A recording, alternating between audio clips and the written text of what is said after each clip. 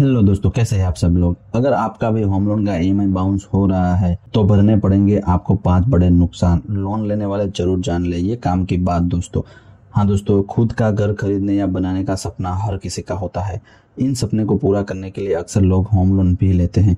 कई बार ऐसी परिस्थितियां बढ़ती है जैसे होम लोन लेने के बाद इसकी ईएमआई भरने में असमर्थ हो जाते हैं और लोन की ईएमआई बाउंस होती है और न भरने के कारण कई नुकसान होते हैं। आइए जानते हैं इन नुकसानों के बारे में और समाधान के बारे में पूरा इस वीडियो में दोस्तों। वैसे तो किसी भी तरह के लोन की ईएमआई न भरना लोन लेने वालों के लिए नुकसानदायी ही होता है, लेकिन होम लोन लेने की ईएमआई न भरने से कई बड़े नुकसान होते हैं, जिससे आपकी फाइनेंशियल स्थिति गड़बड़ जाती है और साथ ही बैंक व कानूनी कार्रवाई का भी आपको सामना करना पड़ सकता है। ऐसे में जरूरी है कि जब आप होम लोन की ईएमआई चुकाने में असमर्थ हो जाए तो क्या करना चाहिए ताकि हर तरह की परेशानी से बचा जा सके।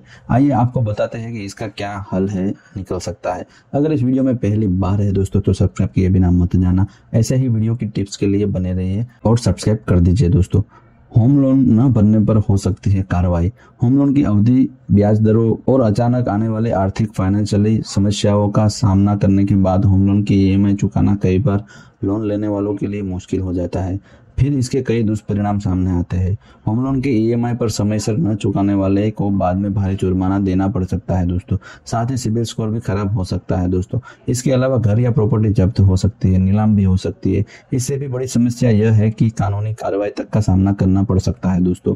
अगर आप होम लोन की ईएमआई भरने से चूक भी जाते हैं तो बैंक जाकर अपनी स्थिति बताइए, बैंक अधिकारियों से बात करें और हल निकालने का रास्ता अपनाएं, नहीं तो आपको ये बड़े 5 नुकसान करने होंगे। पहला, भरना पड़ सकता है भारी जुर्माना। होम लोन की ईएमआई भरने से चूकने पर लोन देने वाले बैंक या फाइनेंशियल संस्थान आपको लोन लेने वाले से भारी जुर्माना वसूल करते हैं।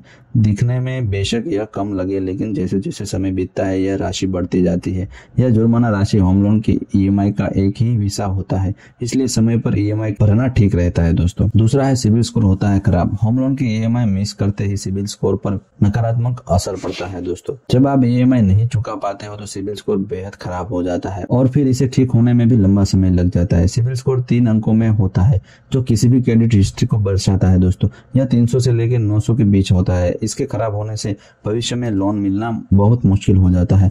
अच्छा सिबिल स्कोर ही कम ब्याज दरों पर लोन दिला सकता है दोस्तों, इसलिए सिबिल स्कोर खराब होने मत दीजिएगा दोस्तों। इसके साथ घर हो सकता है नीलाम। हाँ दोस्तों, जैसे कि आप देख पा रहे हैं ईएमआई न चुकाने पर तीसरा बड़ा नुकसान ये हो सकता है कि किसी भी घर को खरीदने या बनाने का सपना बुना था वह ग्रहण लग गया। ऐसा इसलिए हो सकता है क्योंकि ईएमआई न चुकाने पर वह घर लोन राशि की वसूली के लिए जब्त किया या नीलाम किया जा सकता है। इस जोखिम से बचने के लिए आप ईएमआई न चुका पाने की स्थिति में तुरंत बैंक में जाकर इससे समाधान के लिए अन्य विकल्प होकर बातचीत कर सकते हैं दोस्तों, ताकि बैंकिंग कार्यवाही से बचने का रास्ता भी खोजा जा सके। चौथा है लोन नहीं होगा ट्रांसफर।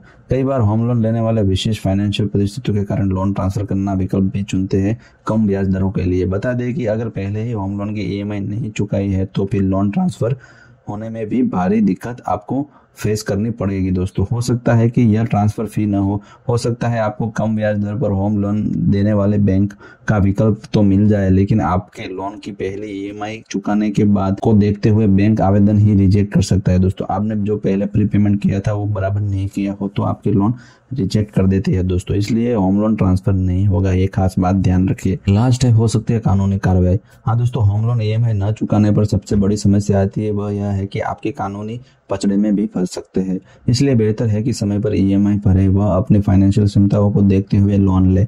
उसकी ईएमआई की अवधि उसी तरह से सेट करवाए जो आप समय पर भरने में सक्षम हो।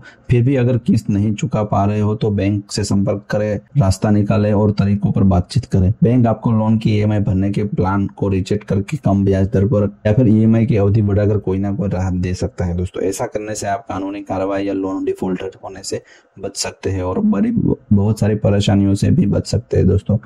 हाँ दोस्तों, वैसे तो लोन कंपलसरी भरना ही चाहिए और लोन लेने से पहले ये सारी चीजों का आपको मूल्यांकन कर लेना चाहिए। अगर ये वीडियो पसंद आया हो तो लाइक कर दीजिएगा और ऐसे ही वीडियो की टिप्स के लिए सब्सक्राइब करना ना भूले दोस्तों।